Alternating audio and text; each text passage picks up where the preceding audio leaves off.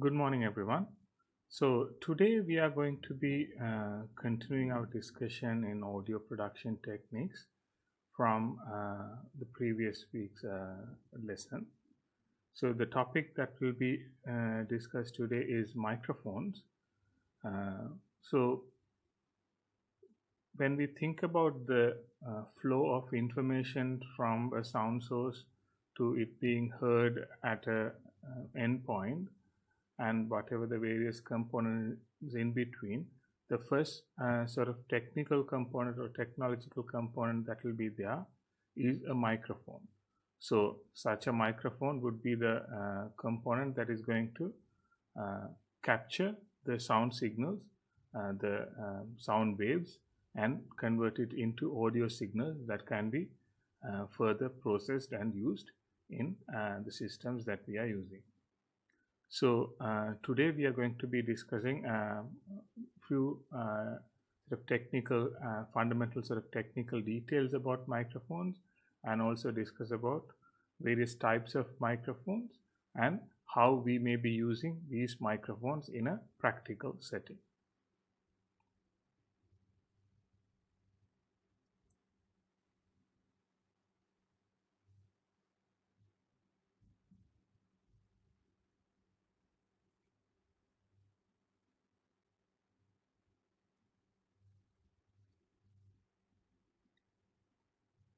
So I hope you may sort of remember the previous year's course on digital control systems technology, where we had a discussion about sensors, transducers, and so on. So microphones is something that we briefly touched upon there. So basically, microphones are transducers. So they are devices that can convert energy from one form to another. So in the case of microphone, they convert the sound energy or the acoustic energy into an electric energy. So there is energy conversion that is happening. That's the basic idea of a microphone, and it being a transducer.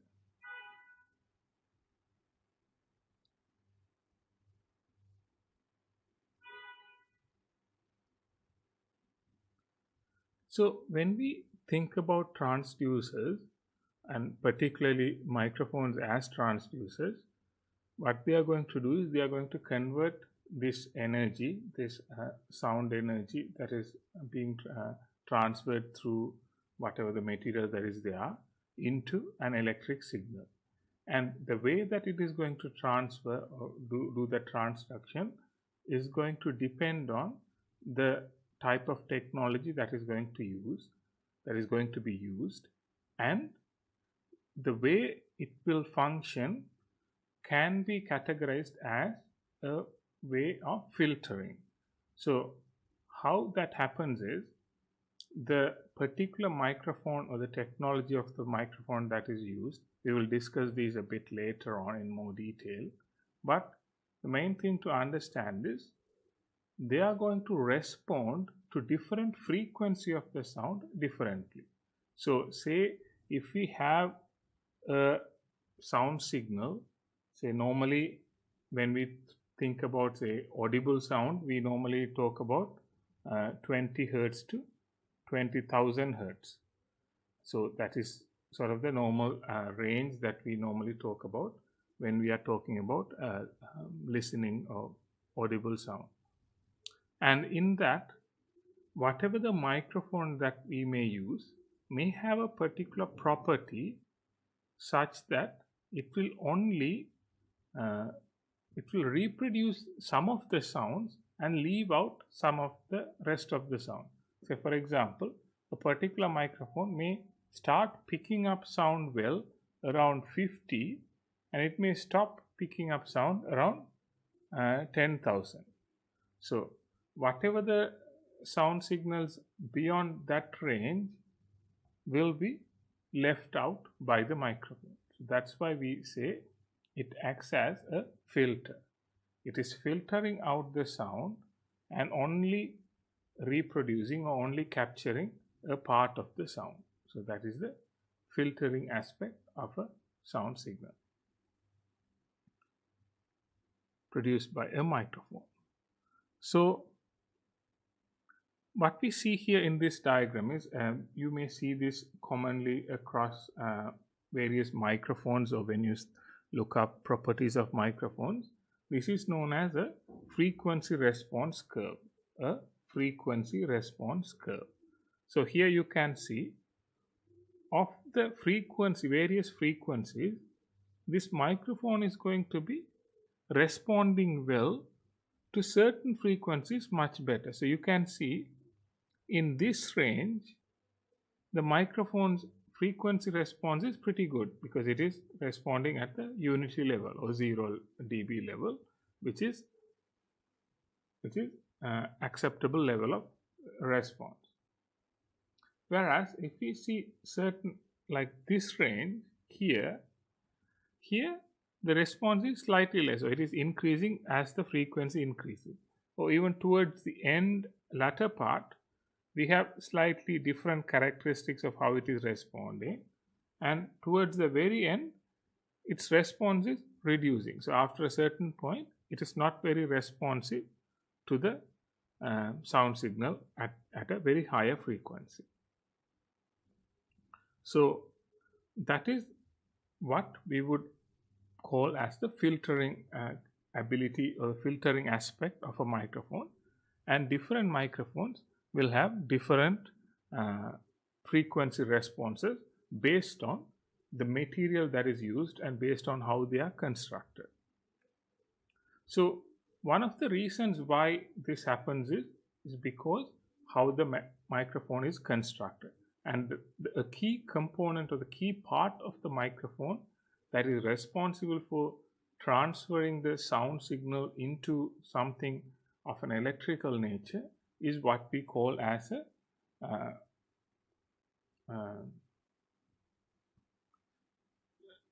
diaphragm.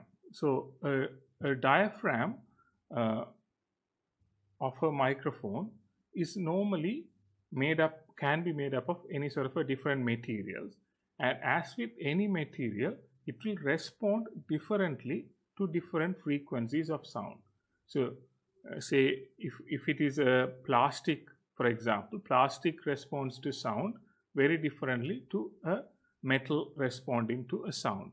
So depending on the material that is used, even if it is metal, what is the exact specific metal, its sound properties or the frequency responses would be different, and that is the reason why we have different microphones responding differently across a frequency response curve. So that vibration that these diaphragms encounter a particular vibration based on what we speak, then that is what is going to produce the electric signals there.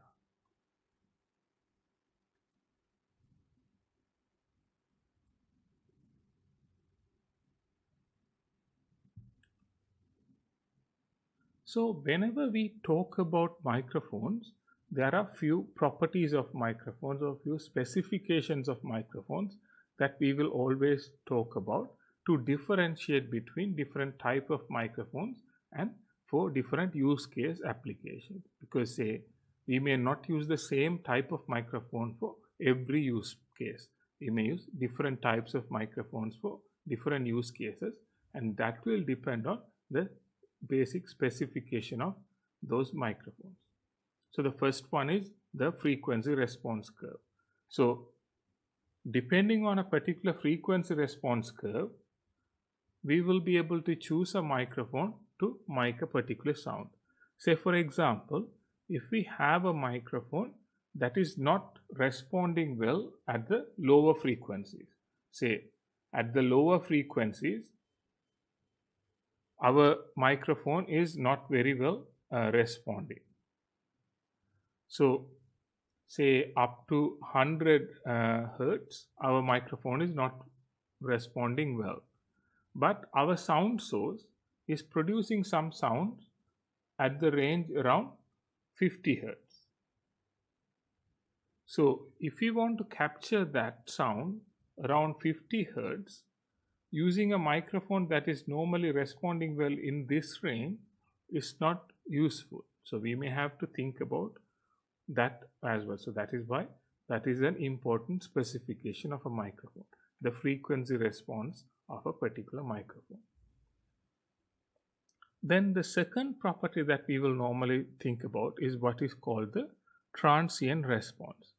So what do we mean by transient response is how quickly the microphone will be able to respond to a change in sound. So for example, when we speak, some air waves, air molecules are moved, and that pressure difference is passed on, and it is carried towards a microphone. But at the microphone, there is a material that needs to vibrate to produce the sound. But that vibration will only start at a particular point, because it will need a particular energy to start vibrating. So how quickly it can start vibrating to an abrupt sound is what we call as a transient response. So what do we mean by transient responses? How quickly it can respond to a sound level change in sound level. Then the third property that we would normally identify is what is known as a self noise of a microphone. So this is the noise of a microphone, that is the noise a microphone produces without any external signal. So for example, say we have a microphone that has a particular noise flow. Let's look at an example here.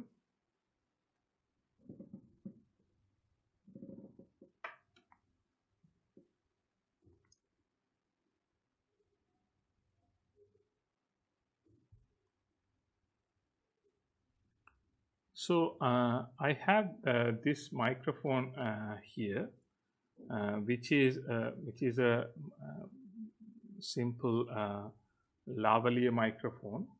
So in this microphone, what we are going to see is, say, if I'm currently speaking on this microphone, but if I switch to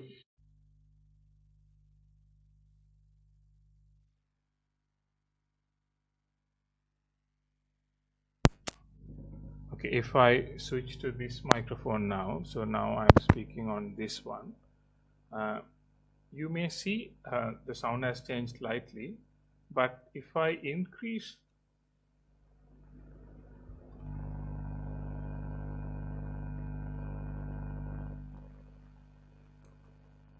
this, may not be very apparent on the Zoom call. Maybe you may refer to the recorded video later on from LMS, which may have a better response there. But that is what we would identify as a self noise. That is the noise a microphone produces, the internal noise a microphone produces without any external sounds being captured. Again, this demonstration may be much more apparent on the recorded video that will be available on LMS.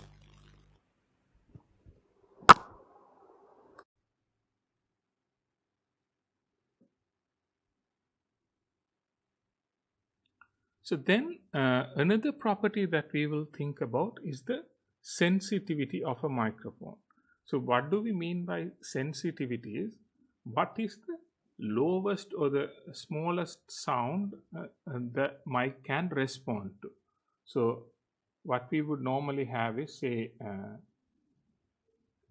if I'm speaking loudly and that microphone is picking up that is okay. But if I speak less and less loudly and my sound level goes down, what is the lowest sort of sound level it can capture or it can respond to? That is the sensitivity. So that is how much it can capture the sound. What is the range of sound it can respond to? So that is the sensitivity. And another property sort of related to the sensitivity is what we call as the maximum SPL, or maximum sound pressure level. So that is what. So in microphones we are having this material or this surface that is going to be exposed to the sound, and that is going to vibrate according to the sound. But based on the sound pressure that is hitting these surfaces, if we hit with too much sound pressure, this surface may damage. So in a particular microphone, what is the maximum sound pressure it can handle without it being damaged is what we call as maximum sound pressure level. So these are some of the key properties that we will think about when we are thinking about choosing a particular microphone for a particular use case.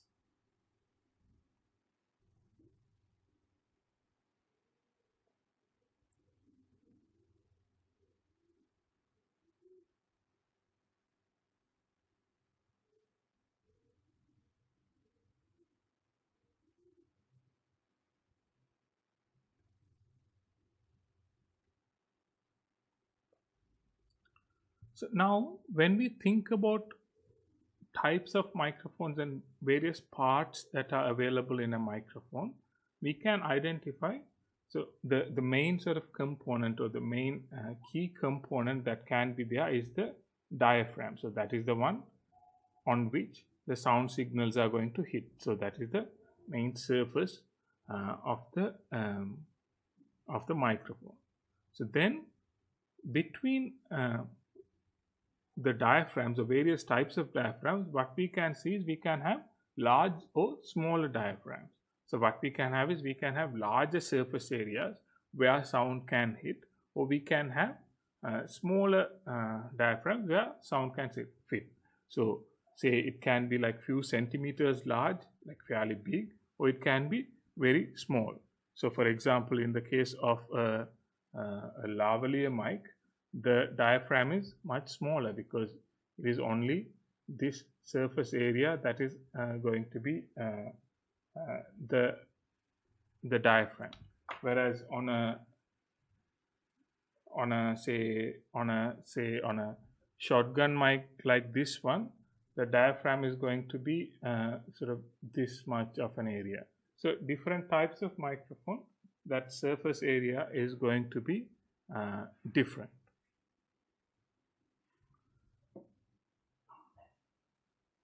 Then one of the other things that we can think about is, say, when we have a larger diaphragm, it is going to respond to more things coming from other directions, whereas if we have a smaller area where things are going to hit, then it is going to respond less to whatever things are going to come from other directions. So that is what we mean by off-axis coloration, or less off-axis coloration in smaller diaphragm microphones. Then in normal microphones, most of the microphones, this diaphragm will be located in what is called a capsule. So capsule is the one which is going to contain the diaphragm assembly, because a diaphragm is just going to be a surface or material. It needs to be put in a housing or some form of a protective mechanism. So that is what we would identify as a capsule. So then among microphones, based on the diaphragm and the underlying technology, how it is constructed, we can separate these microphones based on the transduction technology, because the way it is going to do the transducing, the way it is going to transfer the sound signals into electrical signals, based on that mechanism, we can have two types of microphones. One is magnetic induction, and the other one is variable capacitance. We will discuss about this later in more detail.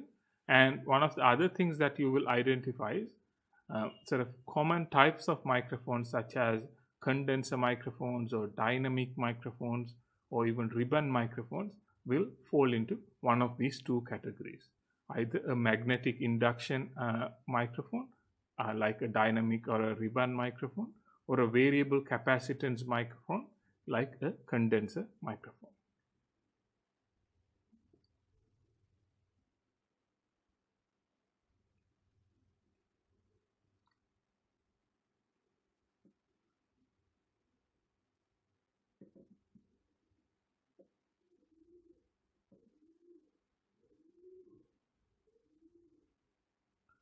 So, when we think about dynamic microphones, or particularly based on the transduction mechanism of magnetic induction, dynamic microphones or ribbon microphones are examples for this.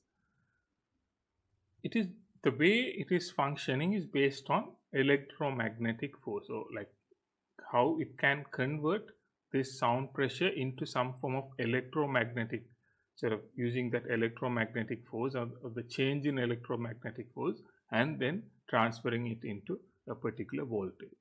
So what it will have is, it will have a diaphragm here, and then after the diaphragm it will have two components: a coil, most of the time it would be a copper coil, and then a magnetic material.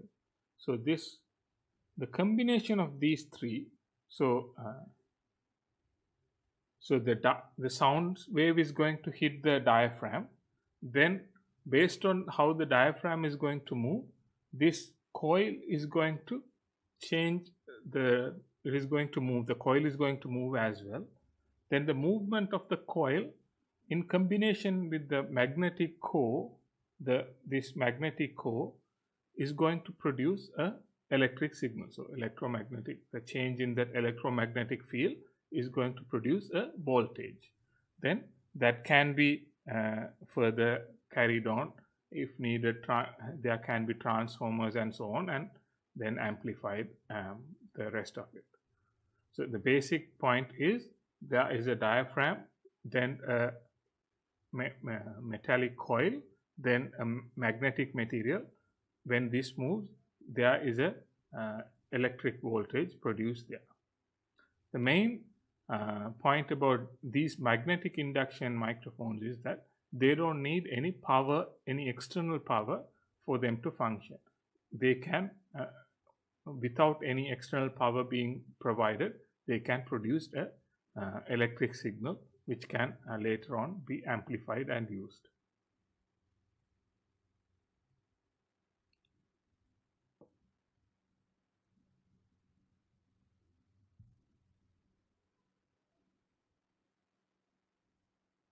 The other type of microphones that we will use is what is called the variable capacitance microphones, and these are normally what we would use in condenser microphones.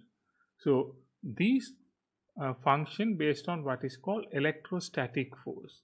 So what we have in these is, there will be two plates of two metal plates in parallel, and based on how these plates are moving, or like one of these plates are going to be moving, the diaphragm is going to move based on the sound pressure, and the way it is going to move, these are going to be connected to a voltage source as well.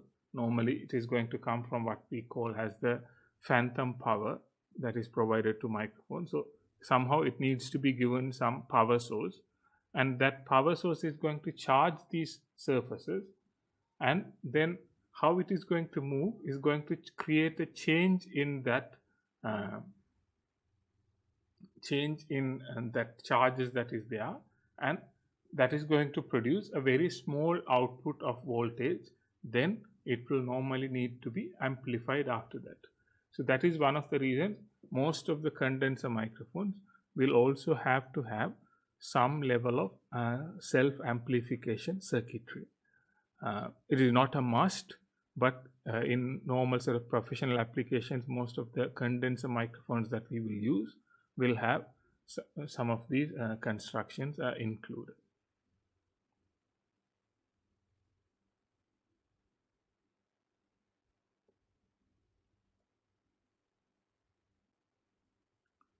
So this diagram shows how dynamic microphone is constructed. So the sound wave is hitting from here. This is the coil, the metal coil that is there. Then this is the magnet that is there, and the diaphragm is this surface, and whatever the sound wave that is hitting, that diaphragm is going to move the coil, and based on the difference, magnetic difference between this movement of the coil and what is available from the magnet, it is going to produce a signal that will be carried on through the wires. So that is the basic construction of a dynamic microphone. And the most sort of common differences or advantages of a dynamic microphone is that they can handle fairly high level of sound pressure levels. So fairly high sound pressure levels, because the way they are constructed, they are not prone to getting damaged when we have this type of a construction. And also they are comparatively less expensive, so they are also most commonly used compared to other types of microphones.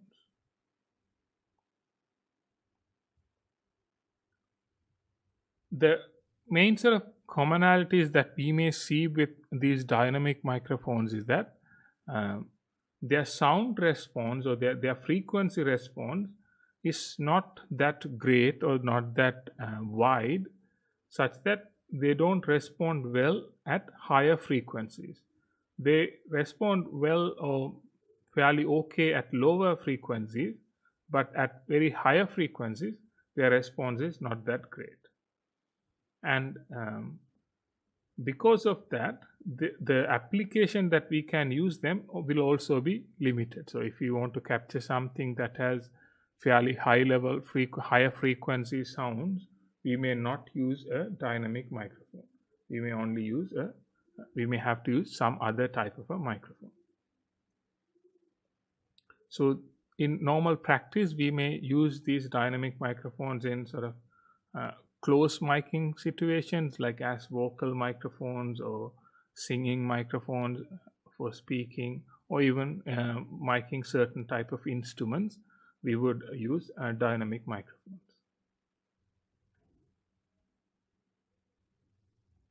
Then the other type of microphone, condenser microphones. So these are going to work with this two plates that are there, the front plate, which is the diaphragm, and the back plate. So the front plate and the back plate, and they are going to be powered, or they need to be powered by a power source. It could be a battery, or that power could be provided by phantom power, but there should be a power source, and these two plates are going to be connected to the power, and then how the front diaphragm is moving, it will produce a change in charges, and that is going to again will create a change in the currents that are there, voltages that are here, and that can be interpreted as a sound signal, or that can be transferred into the sound signal. The main sort of difference with these condenser microphones is they are more delicate, and they will respond more accurately compared to dynamic microphones. But the disadvantage is they will not handle very high level of sound pressure levels. The very high sound pressure levels is not something most condenser microphones can handle, because the way they are constructed, they are responsive to more sort of delicate sounds, more accurate response will be there, but the sound pressure level that they can handle will be less. And in most cases, there will be some form of internal amplification or pre-amplification included as part of the microphone itself for it to function properly.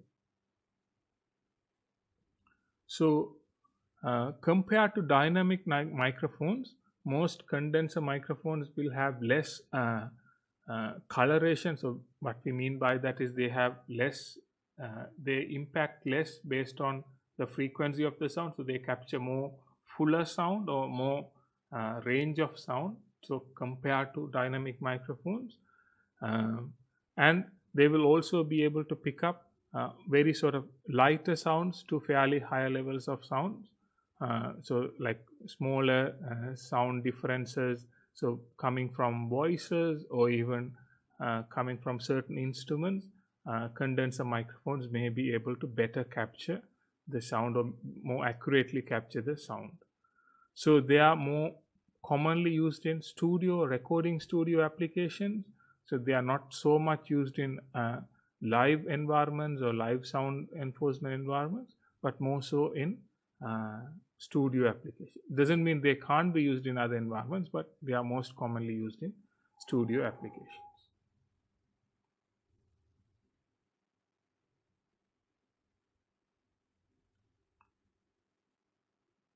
Then the third type of microphone that we may come across is ribbon microphones. These are not very common.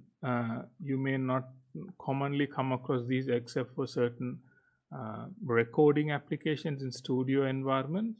And what we have here is we have a metal ribbon type of an element, and that is the one that is going to move, similar to the coil in a dynamic microphone. So it is similar to the coil in a dynamic microphone, but the difference is it is going to be a thin metal ribbon that is going to move, and that is going to produce the voltage difference, and that can further be amplified and used. But the main property is they are fairly fragile, and they may not handle higher sound pressure levels, but they are good in capturing sort of very sort of detailed sounds and so on. So, and their frequency response may be better as well compared to sort of dynamic microphones. So again, this is another type of microphone that is most commonly used in studio applications, but more so dynamic and condenser microphones are more commonly used compared to these ribbon microphones.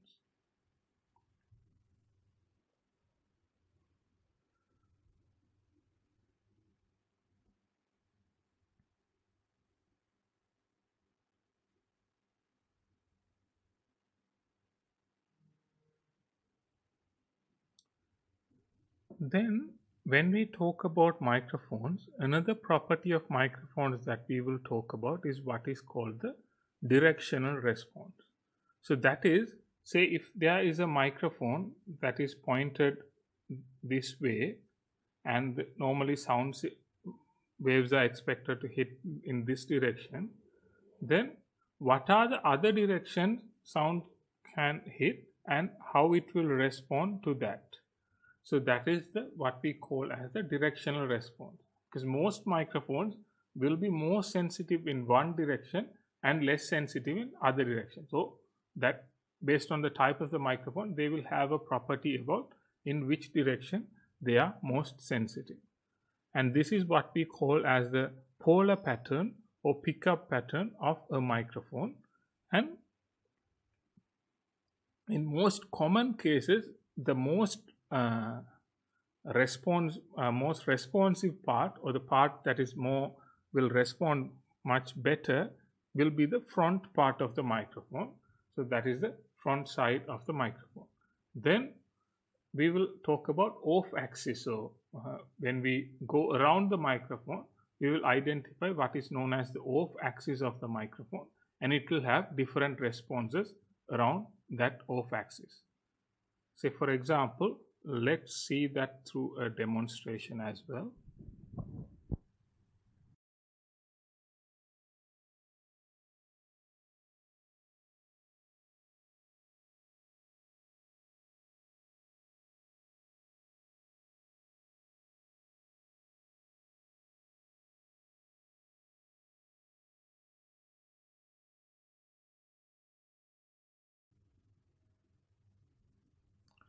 So if we see this microphone here, and for now I am facing the microphone directly, and it will have a particular sound response to that. But if I keep on rotating the microphone to sideways, so I am now speaking to the side of the microphone, it will have a different response to the sound. And if I rotate it further and if I speak to the back of the microphone, it will have a slightly different response. And you may hear that slightly in the way that you are getting this sound. So this is speaking at the back of the microphone and to the side of the microphone and to the front of the microphone. Across these different directions, this particular microphone may respond differently to the sound. So that is what we would normally identify as the directional response of the sound. And we would normally categorize these, or we will normally categorize microphones based on this directional response, and we will normally call them as pickup patterns or polar patterns of those microphones.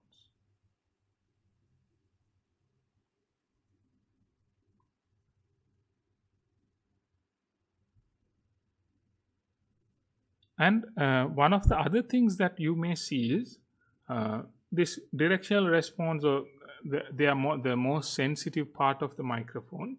In certain microphones, this can be changed. So what they will have is what is called a variable pattern that can be switched, or you may even be able to change the capsules of the microphone to something else. So again, say the normal categories that we will have in terms of directional response is omnidirectional, bidirectional, and unidirectional.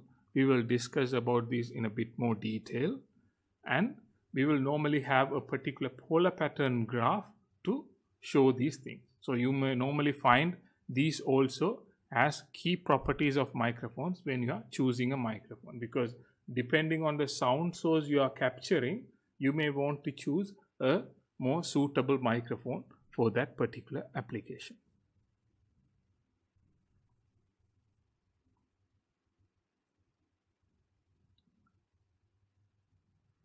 So an omnidirectional microphone is, when we say omni, that means everything. So omnidirectional microphone is, it is going to capture sound from every direction. So it is not a directional microphone. Say for example, most of these microphones, the microphone that I showed I am using now, these type of microphones are more directional microphones, and they are more responsive towards the front part of the mic. Whereas omnidirectional microphones will be able to capture in every direction. So this is most useful when we are trying to capture the sound of an environment. Say for example, if we are recording sound of an environment, the crowd sound, or recording in the nature type of thing, if we want to capture from all directions, we may use an omnidirectional microphone.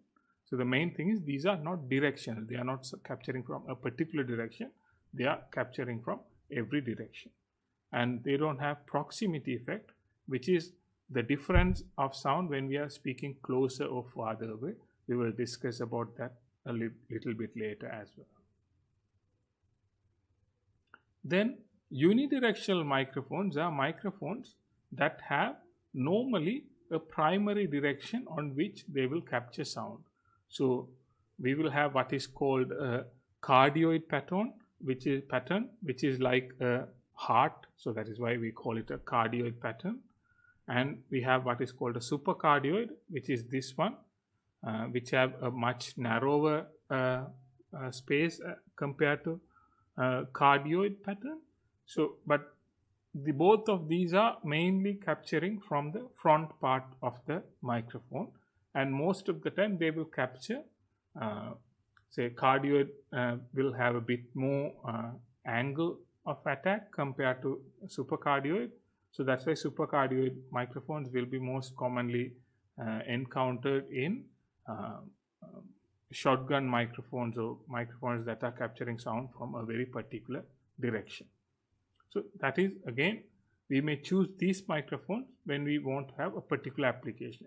So if we are wanting to capture sound from a very particular direction, we will choose one of these pattern microphones compared to a omnidirectional microphone.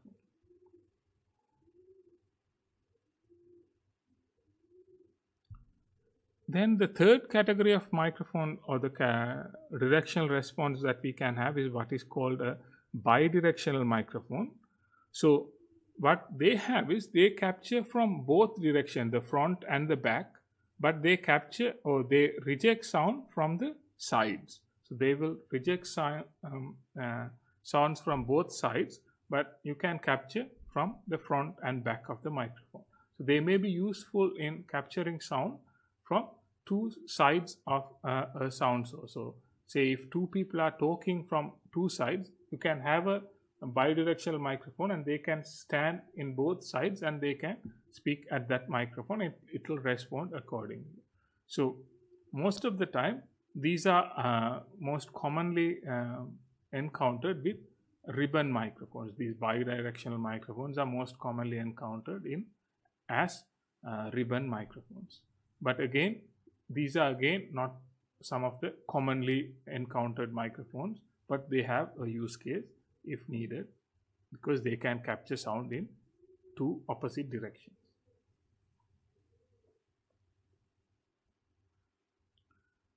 Then another property that we may see with microphones is what is called the proximity effect.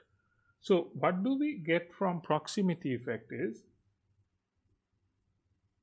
say if we are speaking at a microphone, so we are speaking at a microphone from a particular distance, and based on the distance, the further and further the proximity or the further closer we come to the microphone, we will have a slightly different response in terms of the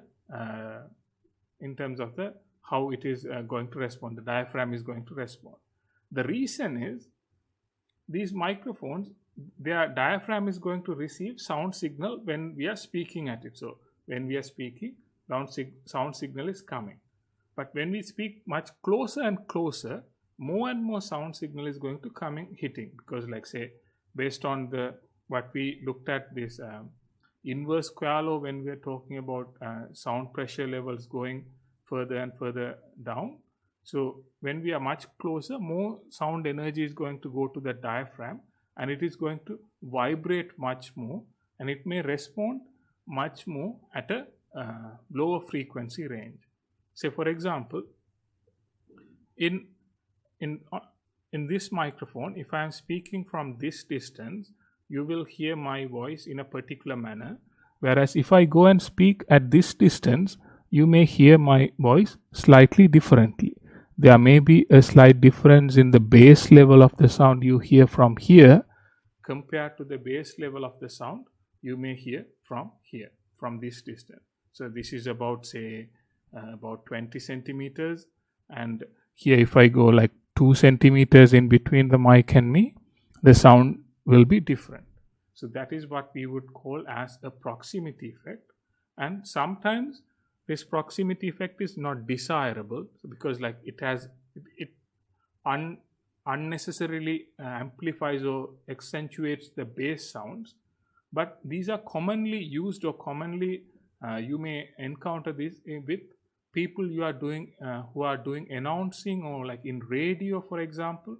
That type of a bass voice is sort of preferred, so people may utilize this proximity effect to sort of get a bit more of that bassy sound out of the microphone. So it is there, it is it's an issue sometimes, but it could also be a feature at other times.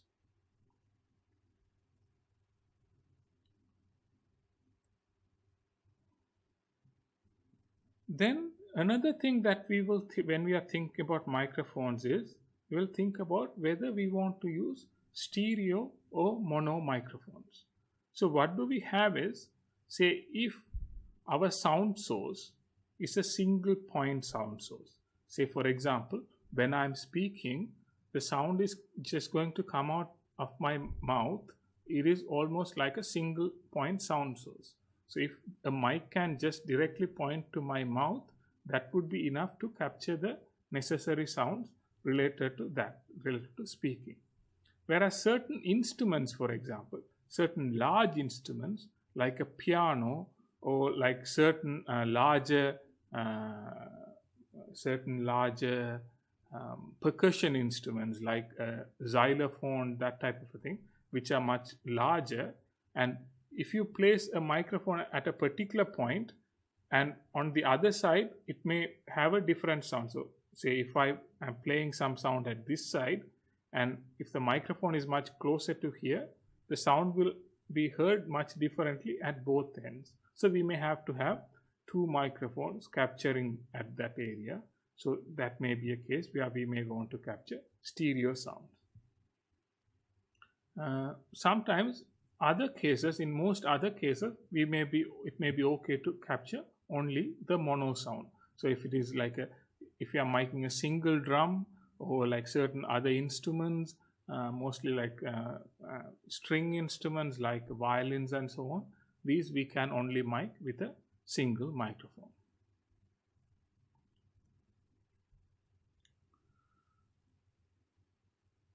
Okay, so the next topic that we will be discussing today is what is called microphone techniques, or how we are going to place microphones to get different types of outcomes.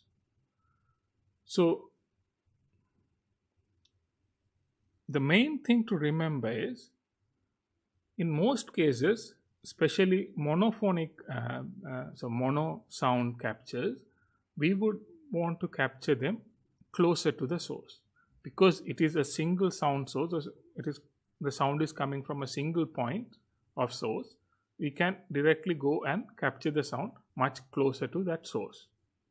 And the reason why we would want to capture close to the source is because the more closer we are to the sound source, we will be able to get more isolation from the external noise.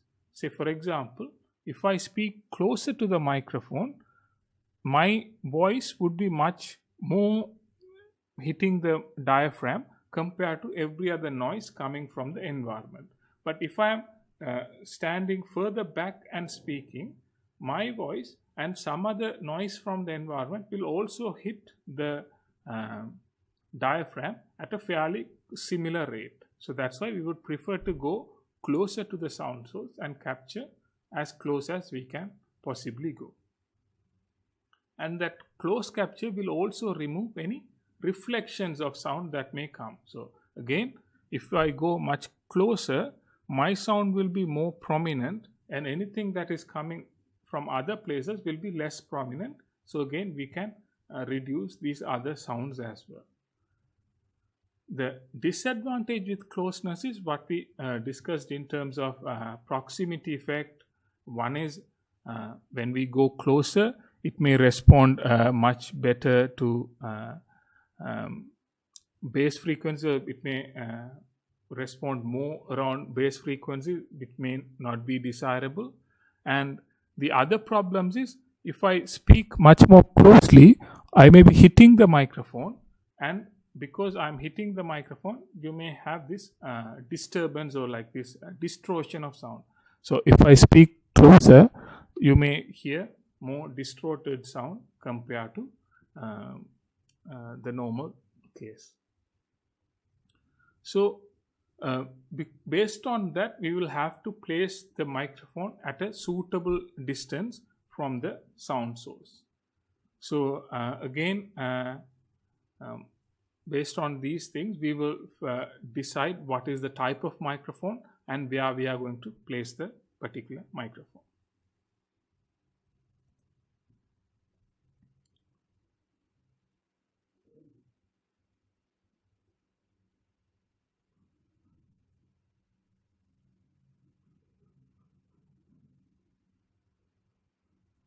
So when the first sort of the more common miking scenario that we may come across is miking vocals or human voices. So the main thing here is there is going to be a significant amount of air coming out of the mouth, So, and there could also be other noises. Say, for example, we may breathe, we may make certain noises in our mouth, like certain chuckling noises and so on. So, we may want to avoid those being captured, but the main voice to be captured properly. So, we may do few things. One is we may place the microphones normally in an off axis. So, what we may do is we may place the microphone not directly at the where the sound will be traveling, but slightly off axis. So here, this is one way we can do it. In the way how I have placed the microphone is, so if the normal air pressure is normal, the main pulse of air pressure is going to go in this direction here, and it is not going to hit the microphone normally. So the puff of air is not going to hit the microphone here, but whereas it is still pointing to my mouth, so it will still capture a lot of the sound that is coming out of my mouth. Then we may also use what is called pop filters to filter out some of these sounds in between. So we may use different types of filters again. We may use these type of covers on the microphones to filter out certain sounds. We may use pop filters, these round pop filters you may see. We may use some of those. And in most cases, larger diaphragm microphones are preferred because they have a better frequency response. Because human voice can have sort of slightly broader frequency response. So it is better to have larger diaphragm microphones so they can capture the lighter sounds and louder sounds and across a broader frequency range as well.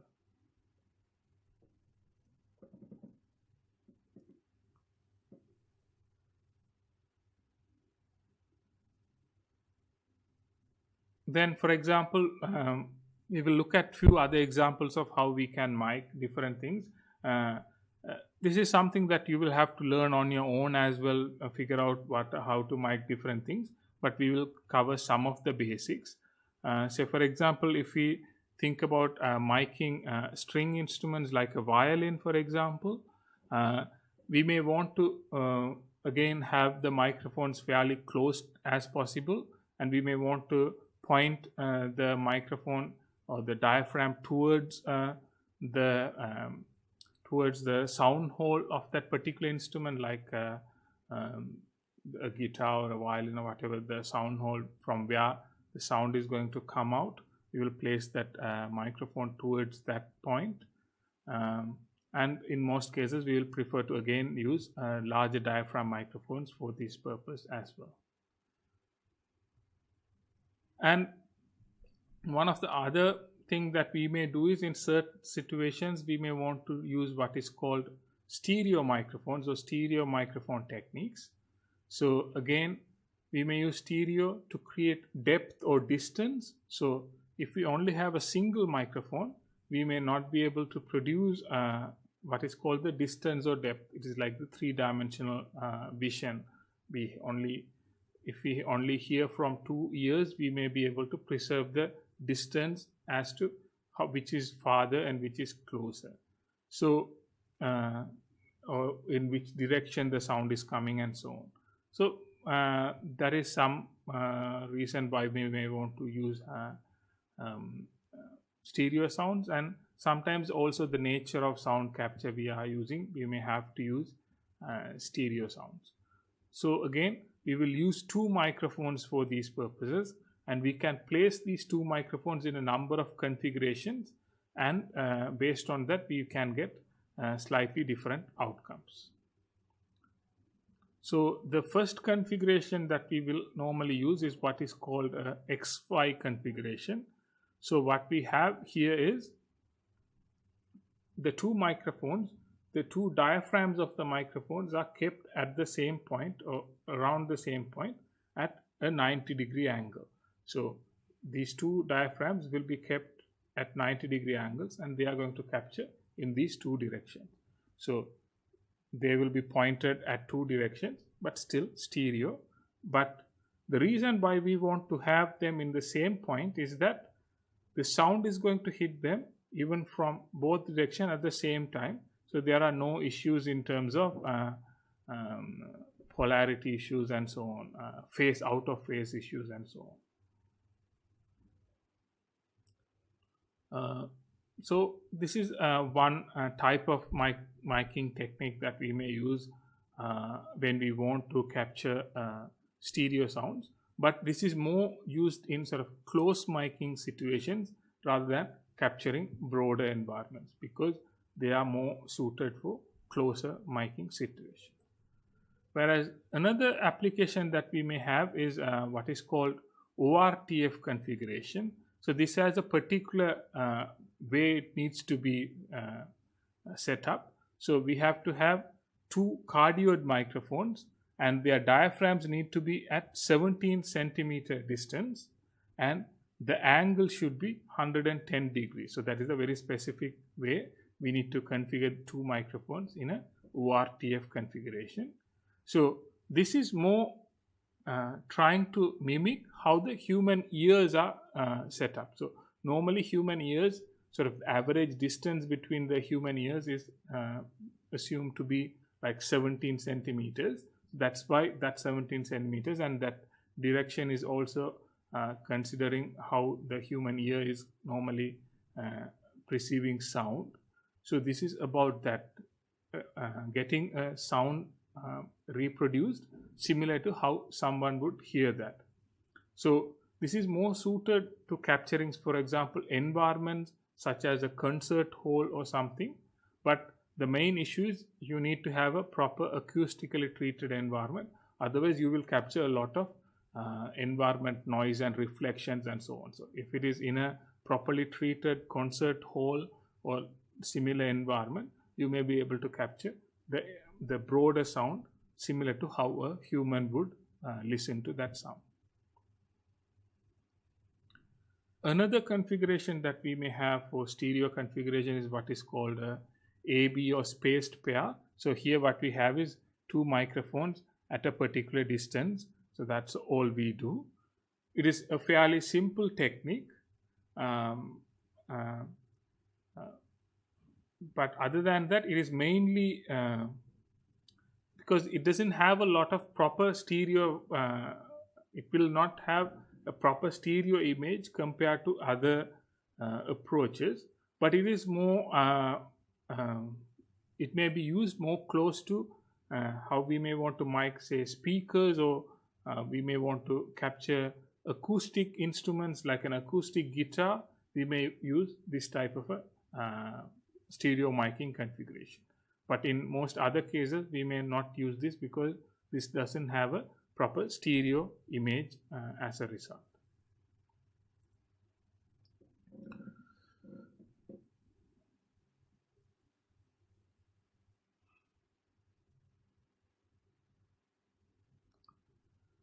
So that's all we have to discuss for the day in microphones in today's lesson. So the main thing to remember is the way that we can get better at miking and how we can mic at different situations will largely depend on our experience. So we may not be able to, even if somebody is given the best mic, if they don't have experience, if they don't have the knowledge in terms of how they can use that and some practice in setting up that appropriately, they will not be able to get the best sound out of it.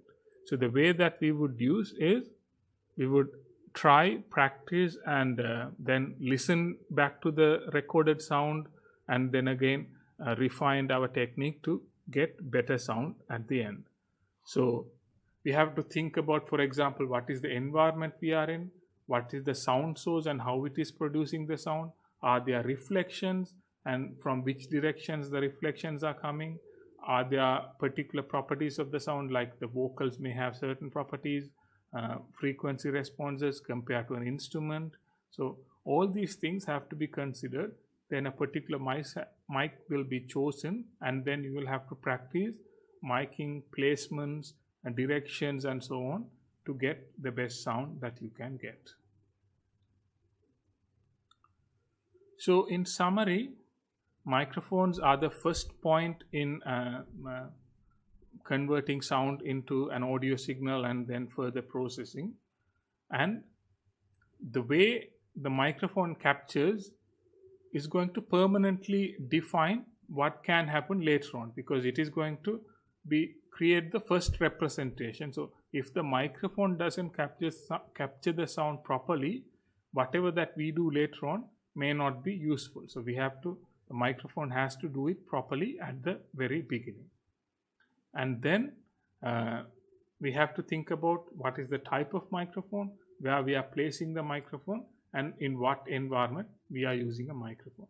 So when we consider these things and use microphones properly, we may be able to get fairly good sound outcomes. So there are some resources for you all to study online further about microphones, miking techniques, and so on. And I highly urge you all to go and refer these materials as they are important for you all to get a broader knowledge. Especially, we only covered few miking techniques in this lesson, and you may be able to get much more from these resources.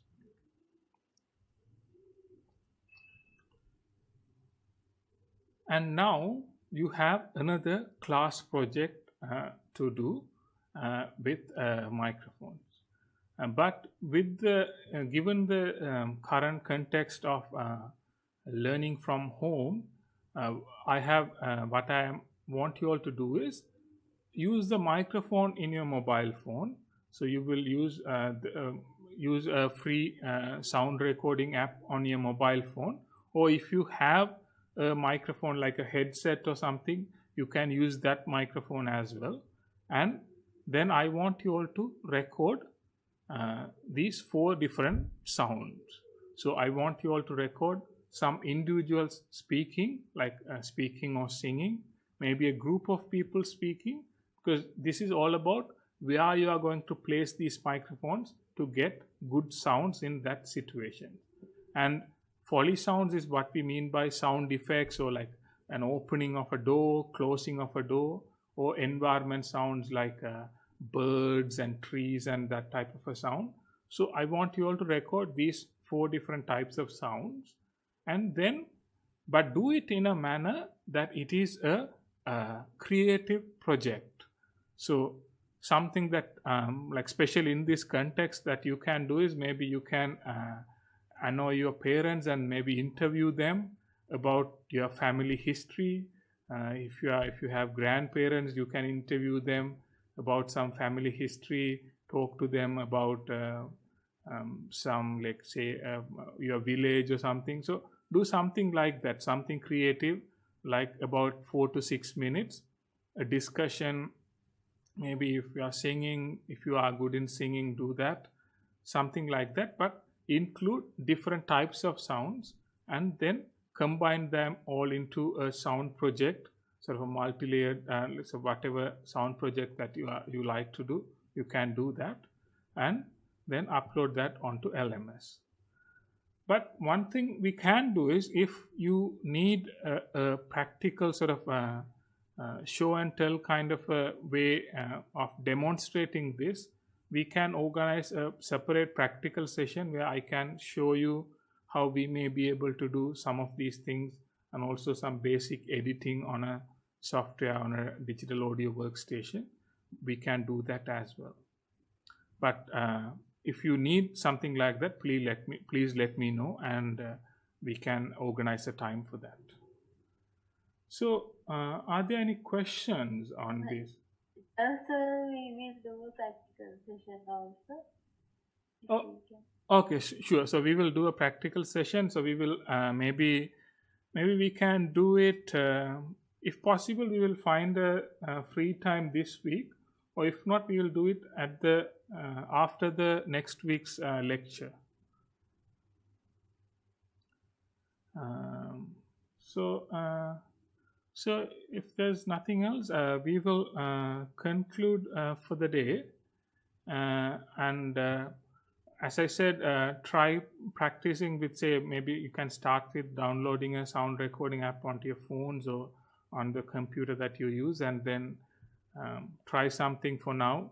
Things like how, like say for example, how sound, how it's recorded when you're closer to the mic or when you're further away from the mic, and these things you can sort of practice and see how it comes along in your devices.